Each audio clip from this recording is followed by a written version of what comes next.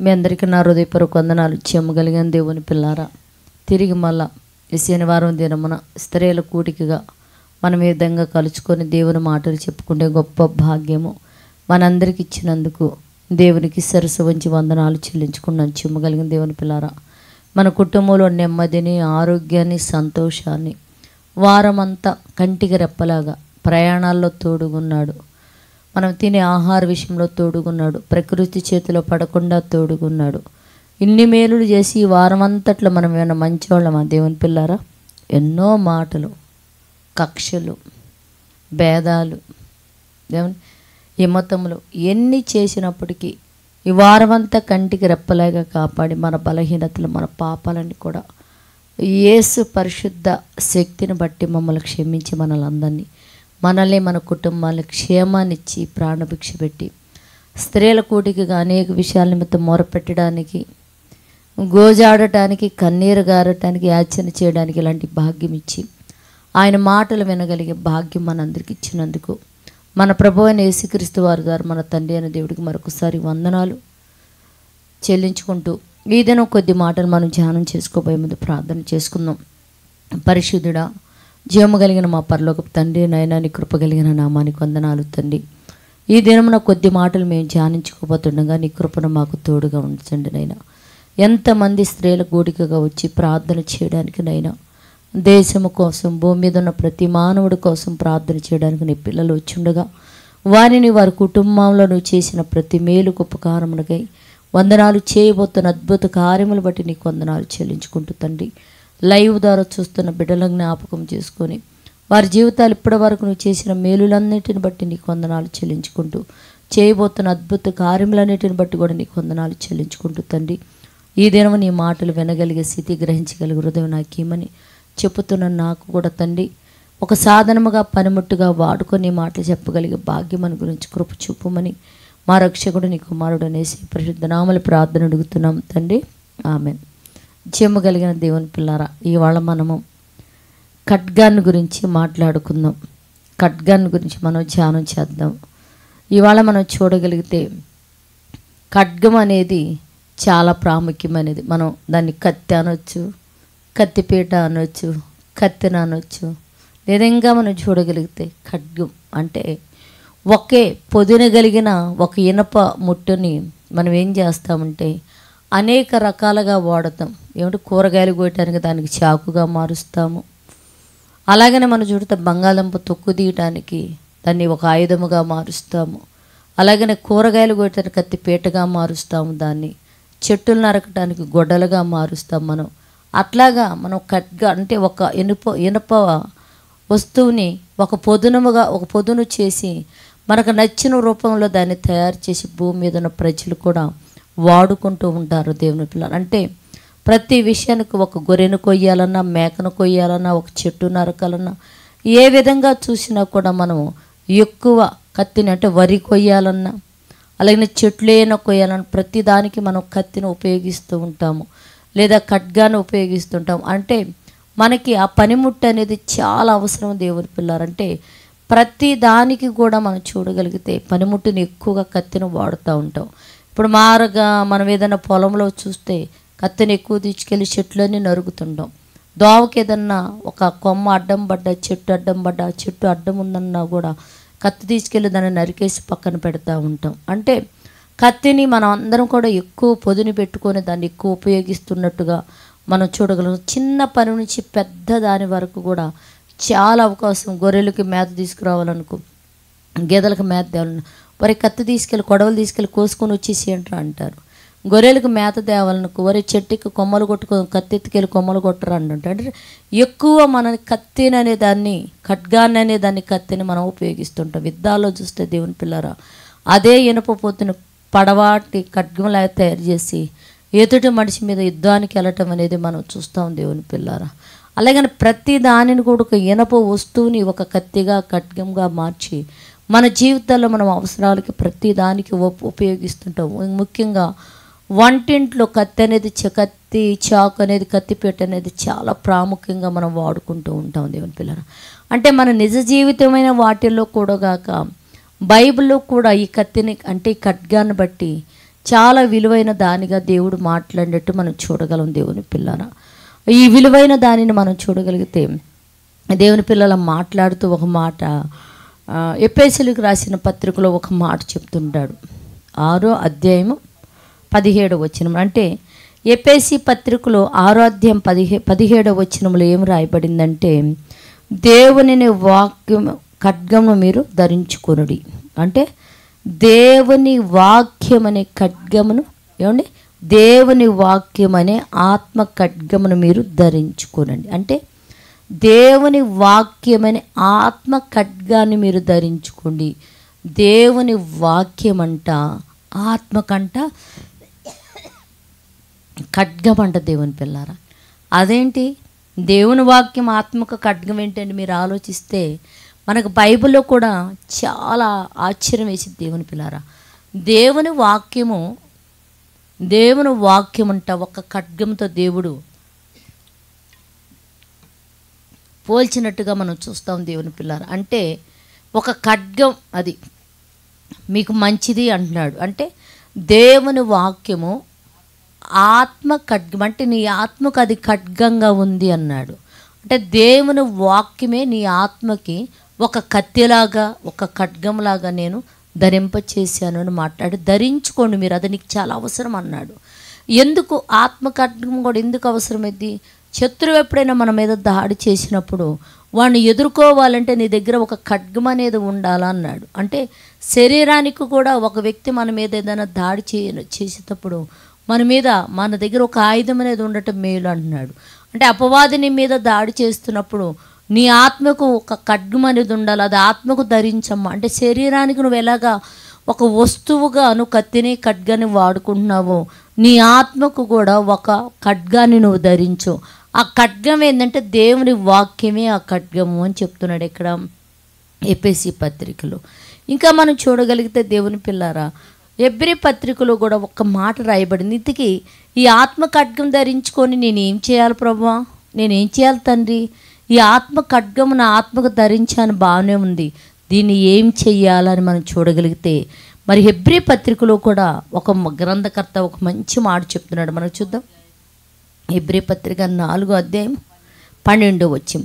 ఈ ఆత్మ ఖడ్గం చేత మనం చేయాల్సిన పని ఏంటంటే ఇక్కడ చెప్తున్నాడు, ఎందుకనగా, ఏమంటే బాగా ఆలోచించండి, ఎందుకనగా దేవుని వాక్యము సజీవమై, బాగా ఆలోచించండి, ఆత్మ ఖడ్గం నీ దగ్గర పెట్టుకొని నువ్వు ఎదుటివారికి వెళ్ళినప్పుడు అంట ఆ వాక్యము, అంటే వాక్యం అనే ఆత్మ ఖడ్గం నువ్వు ధరించినప్పుడు నువ్వు ఎదుటివారికి దగ్గరికి వెళ్ళినప్పుడు, అనగా దేవుని వాక్యము సజీవమైనదై బలమగలదై రెండంచుల ఖడ్గము వంటి వాడిగలదై ప్రాణాత్మలను కీళ్లను మూలుగులను విభజించినట్లుగా దూరుచు హృదయం ఒక తలంపులు ఆలోచనలన్నీ శోధించుచున్నది. అంటే ఈ ఆత్మ ఖడ్గం అనేది వాక్యమైన ఆత్మ ఖడ్గం నీ దగ్గరుంటే నువ్వు ఎదుటివారి దగ్గరికి వెళ్ళినప్పుడు ఆ వ్యక్తిలో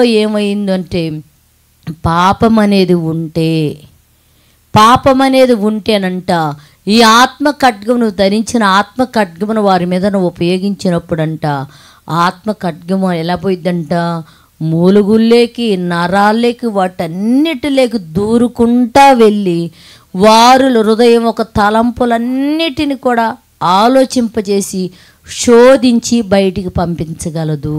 అంటే నువ్వు ఆత్మ ఖడ్గము దానికే నువ్వు ధరింప చేయాలా. ఆత్మ ఖడ్గము నువ్వు ధరించి ఇదిగో నీ సహోదరుల దగ్గరికి వెళ్ళి నువ్వు మాట్లాడుతున్నప్పుడు వారి శరీరంలో ఈ వాక్యం అనే రెండంచుల ఖడ్గంగా మారిపోయి, ఆ వాక్యం అనే ఆత్మ ఖడ్గము రెండంచుల కత్తిగలది మారిపోయి అతనులోకి వెళ్ళి శరీరంలో ప్రతి అవయవంలోకి వెళ్ళి ఆ పాపాన్నంతా బయటకు తీసుకొచ్చి హృదయం యొక్క ఆలోచనలన్నిటిని కూడా పరిశోధన చేసేసిద్ది ఆత్మ ఖడ్గం అనేది చెప్తుంది దేవుని పిల్లారా. మరి ఈ ఆత్మ ఖడ్గము దేవుని కలిగిన ప్రతి వ్యక్తి కూడా ధరించుకోవాలనే దేవుడు చెప్తున్నాడు. ధరించుకుంటే ఎదుటివారిని రక్షించే అవకాశం ఉంది. ఎదుటివారు ప్రమాదంలో పడి ఉన్నాడు. ప్రమాదంలో పడి ఉన్నప్పుడు నీ దగ్గర ఉన్న ఆయుధాన్ని ఉపయోగించినప్పుడు అతనిలో ఉన్న ఆ ప్రమాదం నుంచి అతన్ని నువ్వు రక్షించగలవు.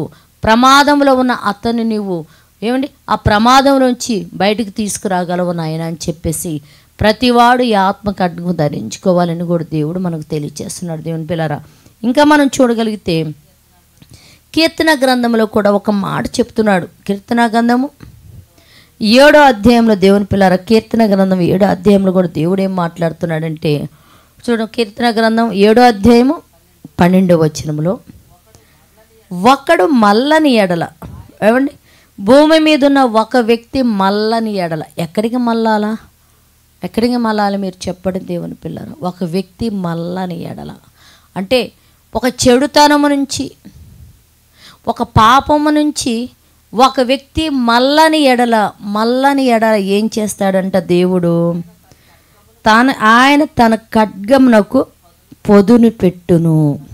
ఏమండి ఆయన తన ఖడ్గమునకు పొదును పెట్టును. ఒకడే మల్లని ఎడల అంటే ఒకడు మల్లకపోతేనంట దేవుడే తన ఆత్మ ఖడ్గమునకు పొదిని పెడతాడంట. దేవుడు పొదిని పెడతాడంట దేవుని పిల్లారా. అంటే నీలో ఉన్న ఒక ఆత్మ ఖడ్గానికి ఒకడు ఎంత మల్లని ఎడల తల్లిదండ్రులు చెప్తారు. చాలామంది చూడండి వాళ్ళ సాక్ష్యాలు కూడా చెప్తుంటారు. ఒరే తాగుడు మానేరా నాయనా, నీ వలన మాకు ఇబ్బందులు వస్తుంటే మల్లడండి. వ్యభిచారం మానేరా, కట్టుకున్న భార్య ఉంది నాయన, మానేరంటే మానడు. గుటకాలు మానేరు అంటే మానేడు. రవడితనం మానేరా అంటే మానేరు. కష్టపడి పని చేసి సోమరతనాన్ని వదిలిపెట్టరంటే తల్లిదండ్రులు కూడా కొడుతూ విమర్శిస్తూ బాధపడుస్తూ మల్లన వాళ్ళు ఎంతోమంది ఉన్న దేవుని పిల్లరా. కానీ దేవుడు ఏంటంటే ఒకడు మల్లని ఎడల ఏం చేస్తాడంటే తన ఖడ్గమునకు పొదును పెడతాడు దేవుని పిల్ల. నిజంగా తన ఖడ్గమునకు వదిలిపెడితే దేవుని పిల్లరాడా, రవడి అయినా మారాల్సిందే, దొంగైనా మారాల్సిందే దేవుని పిల్లరా, తిరుగుబోతైనా మారాల్సిందే, తిట్టేవాడైనా మారాల్సిందే, వడ్డీలకి తిప్పేవాడైనా మారాల్సిందే, లోబి అయినా మారాల్సిందే. మనం చూడగలిగితే ప్రపంచంలో దేవుణ్ణి విడిచి తిరిగేవాడు ఎవరైనా మారాల్సిందే దేవుని పిల్లరా. ఆయన తన ఖడ్గమునకు పొదిని పెడితే అని రాయబడింది దేవుని పిల్లరా. అంటే అంత విలువైంది ఆ ఖడ్గము, అంత విలువైంది. అందుకని వాక్యం చెప్పేవాళ్ళు కూడా ఆత్మ ఖడ్గం, దేవుడిచ్చే ఆత్మ ఖడ్గం మీరు ధరించాలా. మీరు ధరిస్తేనే, దానికి పొదిని పెడితేనే ఎదుటి వ్యక్తి మారే అవకాశం ఉంటుంది నాయన. ఎదుటి మనిషికి నీవు ఆత్మ ఖడ్గం ధరించి నీలో ఉన్న ఖడ్గాన్ని నువ్వు వదిలిపెడితే వాడు మూలుగుల్లేకి, వాడు నరాల్లేకి దూసుకుపోయి వారి పాపాన్ని విభజించి మార్చగలదు అని చెప్తున్నాడు దేవుని పిల్లరా. అంటే ఇవాళ నువ్వు చెప్పాల్సింది వాక్యం దేవుని పిల్లరా. ఒక వ్యక్తిని వాక్యంలో కట్టాలి, ఒక వ్యక్తిని వాక్యంలో కట్టి బ్రతికించాలి. కానీ మనము వాళ్ళని ఇంక ఏదేదో మాయ చేసి మనం వాళ్ళని మార్చకూడదు, వాళ్ళని చెప్పకూడదు దేవుని పిల్లారా. ఏదేదో చేసి నువ్వు కానీ తీసుకొస్తే సంఘంలోకి కొద్ది రోజులకి మళ్ళీ వాళ్ళకి సంఘం ఖాళీ చేసి వెళ్ళిపోతుంటారు. కనుక వాక్యం అనే ఆత్మ ఖడ్గమును వారి మీదకు నువ్వు ప్రయోగించాలా, వారి మీదకు నువ్వు ఉపయోగిస్తే ఆ వ్యక్తి మారతాడు అని చెప్తున్నాడు. అంటే వాక్యం దేవుడు కూడా ఏం చేస్తాడంట, ఒకడు మల్లని ఎడల ఆయన తన ఖడ్గమునకు పొదును పెట్టును, తన ఇల్లు ఎక్కుపెట్టి తానని సిద్ధపరిచి ఉన్నాడు. వాని కొరకు ఒకళ్ళు ఇంకా మారలేదనుకోండి, మరణము సాధనాలు సిద్ధం చేశాడంటే దేవుని పిల్ల. అంటే అపవాదిని నువ్వు ఎదిరించి అపవాదిని పట్టి ఉన్న ఒక వ్యక్తిలోంచి అపవాదిని పంపించాలంటే వాక్యం అనే ఖడ్గమును నువ్వు విడిచిపెట్టగలిగితే ఎదుటి మీదకి అతనిలో ఉన్న పాపాన్ని విభజించి ఆ ఖడ్గము దేవుని పిల్లరా హృదయాన్ని కూడా శోధించి బయటికి పంపించిద్ది అన్నాడు. ఇక్కడ కూడా దేవుడు చెప్తున్నాడు, ఒకడు మల్లని ఎడల ఆయనంట తన ఖడ్గానికి పొదిని పెడతాడు అని రాయబడింది దేవుని పిల్ల. అంతే ఏంటి ఖడ్గము అని మనం చూడగలిగితే దేవుని పిల్లరా, మత్తయి సువార్తలో కూడా మహానుభావుడైన యేసుక్రీస్తు వారు ఒక మాట చెప్తాడు. చూడగలిగితే మత్తయి సువార్త 10వ అధ్యాయము 34వ వచనంలో కూడా ఒక మాట చెప్తాడు. 10:34లో, నేను భూమి మీదకి సమాధానమును పంపితునని తలంచుకుడి, ఖడ్గమునే గాని సమాధానమును పంపుటకు నేను రాలేదన్ను. అదేంటి? ఇక్కడ కూడా యేసుక్రీస్తు వారు చెప్తున్నాడు, నాయన భూమి మీదకి నేను సమాధానమును పంపవచ్చుతానని మీరు అనుకుండేరు. సమాధానం కాదు, నా మాటలు ఎలాంటివి అంటే ఖడ్గము లాంటివి నా మాటలు కానీ మీ ఇంటిలోకి వస్తే తల్లికి కూతురికే పడదంట. ఏమంటే తల్లికి కూతురికే పడదంట. తల్లికి కూతురికి ఎందుకు పడదు? కూతురేం పాపాన్ని విడిచిపెట్టాలంటది, తల్లి ఏం విడవడానికి వీల్లేదంటది. తండ్రికి కొడుకే పడదంట, తండ్రి ఏమో పాపాన్ని విడిచిపెడతామంటే కొడుకు వద్దంటాడు. అంటే వారి కుటుంబ సభ్యులే వారికే విరోధులు అవుతారు నాయనా, ఈ ఖడ్గం అనే వాక్యం మీ ఇంట్లో కానీ వస్తేనని చెప్పేసి మహానుభావుడని యేసుక్రీస్తు వారు చెప్తున్నాడు. దేవుని పిల్లారా, అంటే ఈ వాక్యం అనే ఖడ్గం అనేది ఎంత ప్రాముఖ్యమైనదో చూడండి దేవుని పిల్లారా. ఇది అందరు కానీ ఇంట్లో ధరించగలిగితే నిజంగా ఆ ఇల్లు ఎంత అమూల్యంగా ఉంటుందంటే దేవుని పిల్లలారా, కుటుంబంలో వాళ్ళందరూ కూడా ఈ వాక్యమైన ఆత్మ ఖడ్గాన్ని గారు ధరించగలిగితే దుష్టశక్తుల ప్రభావం వాళ్ళ ఇంట్లో ఉండదు దేవుని పిల్లారా. దుష్టశక్తుల ప్రభావం వాళ్ళ ఇంట్లో ఉండదు దేవుని పిల్లారా. సాతాను శక్తులు వాళ్ళ ఇంట్లో పనిచేయవు దేవుని పిల్లారా. ఎందుకు? కుటుంబంలో ఎంతమంది ఉంటే అంతమంది ఆత్మ సంబంధమైన వాక్యమని ఖడ్గాన్ని వారు ధరించారు కనుక వారి కుటుంబంలో ఎలాంటి దుష్టశక్తుల ప్రభావం ఉండదు, పాపానికి అవకాశం ఉండకుండా ఆ ఇల్లు దేవుని పిల్లరా ఒక వెలుగుమయమై ఉంటుంది, ఒక జ్యోతిమయుడులాగా అది ఎలుగుతుంటుంది, ఒక సూర్యుని వలె ఆ కుటుంబం ప్రకాశించింది దేవుని పిల్లరా. కానీ ఆ ఖడ్గము ఏ కుటుంబంలోకైనా వెళ్ళినప్పుడు ఒక్కళ్ళే కానీ ధరించితే దేవుని పిల్లరా తల్లి కూతురికే పడదంట, అత్తకి కోడలికే పడదంట, కొడుక్కి తండ్రికి పడదు. నేను సమాధానం పంపవచ్చుతానని మీరు అనుకుండేరు. కుటుంబంలో ఒక్కళ్ళు కానీ ఈ వాక్యమైన ఆత్మఖడ్గం ధరిస్తే తిరిగి ఆత్మఖడ్గం ధరించిన వ్యక్తికి పక్క వ్యక్తికి విరోధమే ఆ కుటుంబంలో. అత్తకి కోడలకి విరోధమే ఆ కుటుంబంలో, తండ్రికి బిడ్డలకు విరోధమే ఆ కుటుంబంలో, తల్లికి కుమార్తెకి కుటుంబంలో విరోధమే అని చెప్తున్నాడు దేవుని పిల్లారా. అందుకని మన జీవితంలో దేవుని పిల్లారా మనం చేయాల్సింది ఏంటంటే, దేవుడు మరణ సాధకములు సిద్ధము చేయకముందే, మరణ సాధనాలు సిద్ధము చేయక మునిపే ప్రతి ఒక్కళ్ళము కూడా మనము ఏం చేయాలంటే వాక్యమైన దేవుడిచ్చు వాక్యమైన ఆత్మ ఖడ్గాన్ని మనం ధరిద్దాం దేవుని పిల్లలు. మనమే కాదు, మన కుటుంబంలో మన పిల్లలుంటే పిల్లలు, కోడలుంటే కోడలు, కూతుళ్ళుంటే కూతుళ్ళు, అల్లుళ్ళుంటే అల్లుళ్ళు, మన కుటుంబంలో చిన్న పిల్లలు మొదలుకొని ముసలివారి వరకు కూడా ప్రతి ఒక్కళ్ళు కూడా దేవుడిచ్చే వాక్యమైన ఆత్మ ఖడ్గాన్ని మనం ధరించగలిగితే దేవుని పిల్లరా మన కుటుంబంలో విరోధం ఉండదు, గొడవలు ఉన్నాయి, సాతాను శక్తులు మన కుటుంబంలో పనిచేయవు, అపవాది లక్షణాలు మన కుటుంబంలో ఉండవు దేవుని పిల్లరా. మన కుటుంబం చుట్టూ ఒక రక్షణ కంచి వేసి ఒక వెలుగు అంటే వెలుగుతున్న జ్యోతి వల్లే దేశము మరి మన ఇంటి చుట్టూ ఎన్ని కుటుంబాలు ఉన్నా మన కుటుంబం ఒక వెలుగునిచ్చు జ్యోతి వల్లే ఆ కుటుంబం ప్రకాశించట్టు ఉంటుంది దేవుని పిల్లరా. కనుక ఈ మాటలు వింటున్న ప్రతి ఒక్కళ్ళు కూడా కుటుంబంలో దేవుడిచ్చే వాక్యమైన ఆత్మ ఖడ్గం ధరించుకున్న వారై దుష్ట శక్తుల ప్రభావం మన కుటుంబాల మీద పడకుండా మనల్ని మన కుటుంబాలను రక్షించుకునే వారిగా మన అందరం ఉండినట్లు ప్రార్థన చేద్దాం. పరిశుద్ధుడా చేయగలిగిన మా పరలోకపు తండ్రి, నాయనా నీ కృప కలిగిన నామానికి వందనాలు తండ్రి. ఇదిగో నాయనా వాక్యమనే ఆత్మ ఖడ్గము నా తండ్రి ప్రతి కుటుంబంలో కూడా తండ్రి చిన్న పిల్లలు మొదలుకొని ముసలివారి వరకు కూడా ధరించుకునే భాగ్యం ఏమని అడుగుతున్నాము నైనా. ప్రతి కుటుంబంలో కూడా శాంతి సమాధానాలు ఆరోగ్యం కలిగి బ్రతకడానికి సహాయం చేయండి నైనా. అయ్యా ఎవరు కుటుంబాల్లో అయితేనైనా ఇదిగో తల్లి నమ్మి పిల్లలను నమ్మకపోతే విరోధమయ్యా, ఇదిగో తండ్రి నమ్మి భార్య భర్తలు నమ్మకపోతే విరోధము తండ్రినైనా. అట్టి కుటుంబాలు మీరు దర్శించిన తండ్రి విరోధ భావం తీసివేసినైనా అందరూ కూడా వాక్యమైన ఖడ్గాన్ని ధరించిన వారే తండ్రి జ్యోతుల వల్లే ప్రకాశించే గొప్ప భాగ్యం బిడ్డలకి మనం అడుగుతూ తండ్రి నైనా. ఎంతమంది అయితే ఈ మాటలు ఆసక్తి కలిగి సబ్స్క్రైబ్ చేసుకొని చూస్తున్నారు వారిని వారి కుటుంబాలను మీరు దర్శించండి నైనా. బిడ్డల కుటుంబంలో ఆరోగ్యమును దయచేయండి, నెమ్మదిని దయచేయండి, దరిద్రాన్ని తీసివేసినైనా బిడ్డలకి సమృద్ధిని కుటుంబాలు దయచేయమని అడుగుతున్నాము నైనా. బిడ్డలు లేని వారికి సంతానమును కలుగు చేయనైనా, అప్పుల బాధల్లో ఉన్న వారికి నా తండ్రి అప్పుల నుంచి బిడ్డలకు విడుదల కలుగు చేయమని అడుగుతూ తండ్రి నైనా. అయా చిన్న బిడ్డలు చదువుకుంటుంటే చదువులో మీరు తోడుగుండి ఉద్యోగాలు లేక ఎంతమంది సహాయం కోసం ఎదురు చూస్తున్నారు, అట్టి బిడ్డలు ఉద్యోగాలు వచ్చినట్లు కృప చూపమని అడుగుతున్నాయినా. అందరూ కూడా వాక్యమైన ఆత్మ ఖడ్గంపు ధరించిన వారై నీ వాక్యమునకు లోబడుతూ అపవాదులు ఎదిరించగలిగే మహాభాగ్యమును అనుగ్రహించి సహాయం చేయమని అడుగుతున్నాయినా.